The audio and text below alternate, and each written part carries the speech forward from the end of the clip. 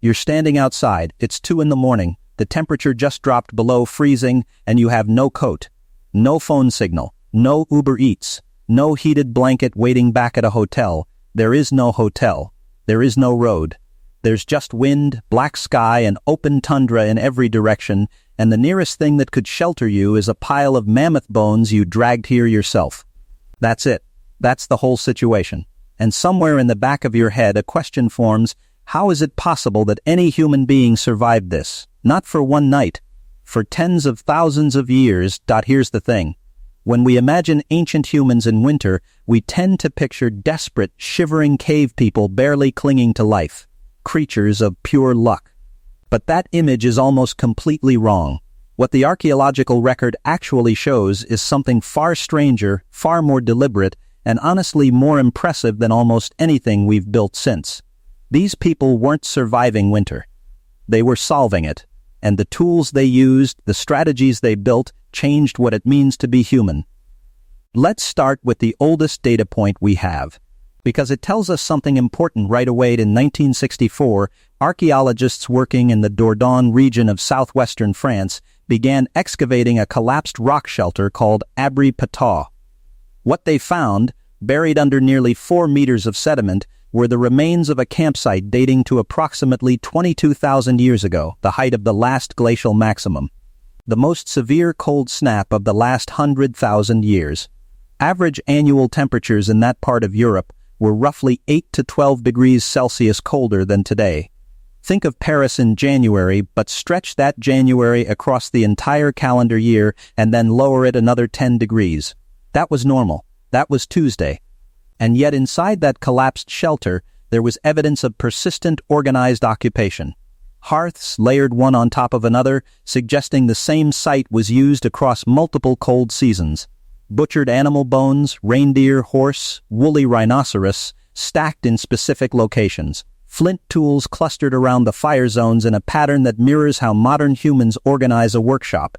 Someone wasn't stumbling through this. Someone planned it. What the Abri Patau hearths show us is that controlled fire, by 22,000 years ago, was no longer a novelty. It was an engineering system. Paleoanthropologist Francesco Dorico, who has spent much of his career analyzing Upper Paleolithic campsites, noted that the layering of hearths at sites like this suggests fire management. Not just lighting, but maintaining, banking, and relocating heat sources across a shared living space. That's not survival instinct. That's architecture. But here's where the obvious answer starts to fall apart. Because if you asked most people how ancient humans survived winter, they'd say fire in caves. Simple, done, and fire is genuinely part of the story. But caves, the image that lives at the center of every cartoon and every Halloween costume, caves are actually a much smaller piece of the puzzle than almost anyone realizes. Here's the complication nobody talks about. Caves are terrible. Not metaphorically. Literally structurally, as winter shelters, caves have massive problems. The deeper you go to escape wind, the more moisture accumulates. Ventilation becomes nearly impossible, which means fires create toxic levels of carbon monoxide within hours. The rock walls absorb cold and radiate it back at night. Entrances that face the wrong direction into prevailing winds make a cave colder than open ground, and perhaps most critically, caves don't move. If the megafauna your survival depends on migrates 50 kilometers south in November, you either follow them and abandon your cave, or you stay and gamble that your stored food is enough. A 2015 analysis published in the Journal of Human Evolution, led by archaeologist Will Robrooks and his team at Leiden University, found that evidence of fire use in European caves drops dramatically during the coldest phases of glacial periods, exactly the opposite of what you'd expect if caves plus fire were the primary strategy. What increases instead is evidence of open-air campsites built from organic materials, bone, hide, antler, and, in some sites, what appear to be deliberately shaped structural posts. This finding reshapes everything, because it means ancient humans weren't retreating deeper into the earth when winter hit. They were building. So we've established that the cave and fire image is incomplete at best, actively misleading at worst. Here's where it gets genuinely interesting. because what ancient humans built instead of relying on caves is, in some ways, more sophisticated than anything you'd expect from a population of people who had exactly zero access to Home Depot. The most dramatic evidence comes from the Ukrainian steppe. Between 15,000 and 25,000 years ago, a period archaeologists call the Epigravettian, groups of humans living on what is now the Ukrainian and Russian plains constructed large, semi-permanent structures almost entirely from the bones of woolly mammoths. The Medzhirich site, excavated systematically since the 1960s near the town of Kaniv in central Ukraine, contains the remains of 4 such structures. Each one was built from dozens, in some cases over 100, mammoth skulls, mandibles, scapulae, and long bones interlocked in a corbelled dome shape that distributes weight outward and downward, the same basic load-bearing principle used in Roman arch construction. The largest structure at Medzhirich was roughly 6 meters in diameter. It almost certainly supported a hide or turf covering overhead. The mammoth bone structures at Medzhirich weren't built in desperation. They took planning, physical coordination across a group, and some understanding of structural load. The bones themselves weigh between 10 and 200 kilograms each. Moving them, stacking them, interlocking them, that's a construction project. Inside the structures, archaeologists found amber jewelry, carved ivory, and ochre-stained bones interpreted as decorative. These are not the possessions of people barely surviving. These are the possessions of people who expected to be comfortable enough to care about beauty. There's another piece of evidence from Medzhirich that deserves its own moment. Ash pits inside the structures contained the burned remains of mammoth bone itself, not wood. In an environment where trees were essentially non-existent, Pleistocene humans learned to burn bone as fuel. Bone has a high fat content, and fat burns. It doesn't burn as cleanly as wood, but it burns long and hot, and on the open steppe where the nearest forest might be 100 kilometers away, this wasn't a backup plan. It was the plan. That's not just adaptation. That's applied chemistry. Turns out what ancient humans were building across the coldest parts of Eurasia was less a collection of survival tricks and more what we'd now call a cold weather technology stack. And one piece of that stack doesn't get nearly enough attention. Clothing. Not wrapping yourself in a skin. Actual tailored, fitted, layered clothing. The archaeological evidence for this is more recent and more surprising than most people know. In 2012, a research team led by evolutionary biologist Mark Stoneking at the Max Planck Institute for Evolutionary Anthropology published a study using a genuinely unusual method, genetic analysis of clothing lice.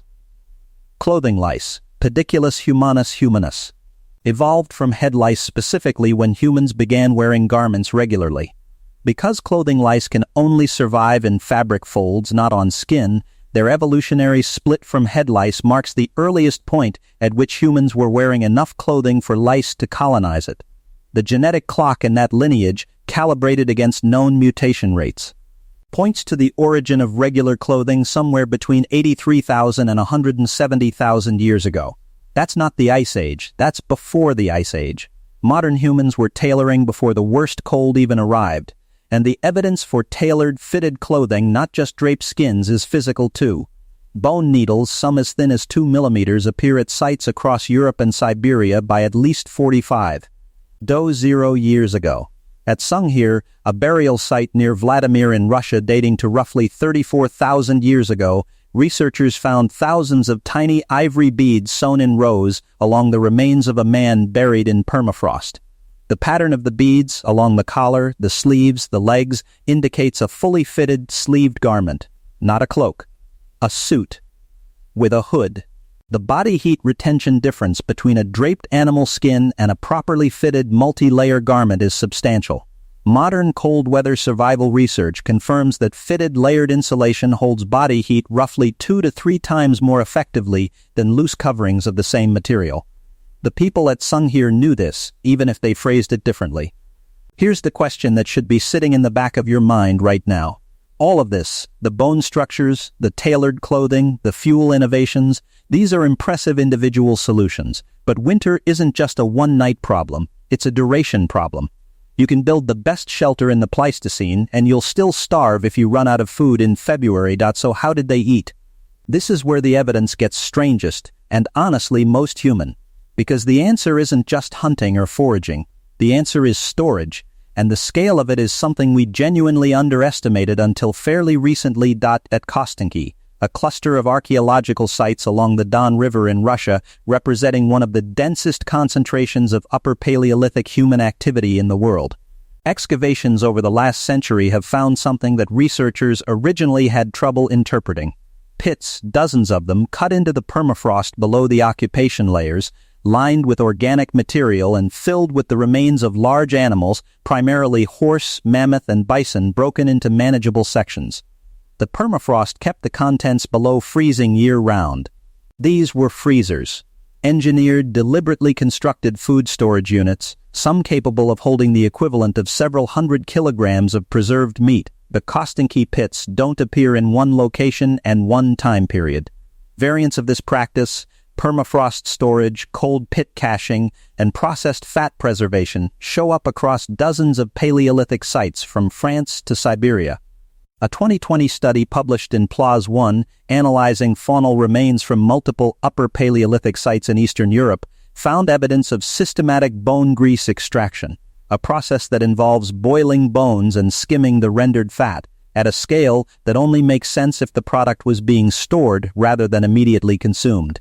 Bone grease has roughly twice the caloric density of lean meat and doesn't spoil quickly in cold conditions. It's essentially a prehistoric energy bar, made in bulk, cached in cold pits, and drawn down across the winter months. This is the part of the story that tends to hit people differently. Because we're not talking about lucky accidents or instinctive animal behavior. We're talking about anticipatory planning. Someone in 28,000 BC looked at a summer surplus and thought, I need to preserve this for a season that hasn't happened yet. That requires a mental model of time, of future scarcity, of cause and effect across months. It requires what cognitive archaeologists call episodic foresight, the ability to mentally simulate a future scenario and act in the present to change it. Here's the thing. That cognitive move, I need to prepare now for a problem that isn't here yet, is foundational to almost everything we consider civilization. Agriculture, savings accounts, infrastructure, insurance, all of it descends from the same mental operation that someone standing in the Don River Valley in the Pleistocene performed while butchering a bison and deciding to cache half of it underground before the ground froze. Now, here's the payoff theory. The one mechanism that ties all of this together. Because there's a researcher who has been making a compelling case for why winter survival specifically may have been the pressure that accelerated human cognitive evolution. Archaeologist and cognitive scientist Penny Spikins at the University of York has argued across several papers and in her 2015 book How Compassion Made Us Human that cold climate survival, specifically the coordination, planning and caregiving demands of getting a group of vulnerable humans through a Pleistocene winter was the crucible in which modern social cognition was forged. Not just intelligence, but collaborative intelligence. The ability to model other minds, to plan collectively, to share resources across time, to care for the injured and elderly whose contribution isn't immediate, but whose knowledge is irreplaceable. Winter, in Spikins' framework, isn't just a test of technology, it's a test of community. And the archaeological record supports this in a quietly devastating way. At Sungir, the burial site in Russia with the ivory-beaded suits, 2 of the burials contain juveniles, a boy and a girl, aged approximately 10 and 13, buried head-to-head and covered in even more ivory beads than the adult. The preparation of those beads alone, each one drilled and smoothed by hand, represents thousands of hours of collective labor. Children that age contributed to a group's survival, but they were not its primary resource gatherers. The elaborate effort of their burial suggests something stranger and more important, a community that valued its members beyond their immediate productive output, a community that understood continuity, that understood the future was something you invested in. That's not just sentiment, that's strategy. And winter may have been exactly the pressure that made it adaptive. So step back for a moment, because what we've built across this whole story, from the hearth layers at Abri Patod to the mammoth bone structures at Mezerich, from the clothing lice clock to the permafrost freezers at Kostenki, from the bone grease caches to the ivory-beaded children at Sungir. is a picture of winter survival that looks nothing like desperation. It looks like a system, a layered, redundant, socially coordinated system that ancient humans built incrementally across tens of thousands of years of iterative trial and consequence. The strongest piece of evidence in this whole story, and the one most worth sitting with, lands right here. A 2019 review by archaeologist Olga Soffer published in the Cambridge Archaeological Journal synthesized evidence across dozens of Paleolithic cold climate sites and concluded that the most consistent marker of successful winter survival wasn't any single technology. It was redundancy. The groups that survived were not the ones with the best fire, or the best shelter, or the best clothing. They were the ones with multiple overlapping strategies so that when one failed, the others covered. Fire plus shelter plus clothing plus stored food plus social coordination all running simultaneously. Redundancy isn't a survival instinct, it's a design principle. And these people had internalized it 30,000 years before anyone built an engineering school. Think about your own winter. You probably have central heating, but you also have a space heater in case it breaks. A coat, but also a backup sweater. Maybe an extra box of instant noodles in the back of a cabinet that you've never needed but are weirdly comforted by. That instinct, the one that makes you hedge, stack backups, plan for failure, is ancient. It's woven into you. It was selected for in Pleistocene winters so brutal that a single point of failure meant death by February. You didn't invent redundancy. You inherited a mammoth bone dome, a buried cache of rendered fat, a child dressed in 10,000 ivory beads for a journey nobody could see the end of. Open tundra, black sky, and a fire that someone decided to keep burning through the night. Not because the night was safe, but because they had already decided they were going to see the morning. They saw it. So did you.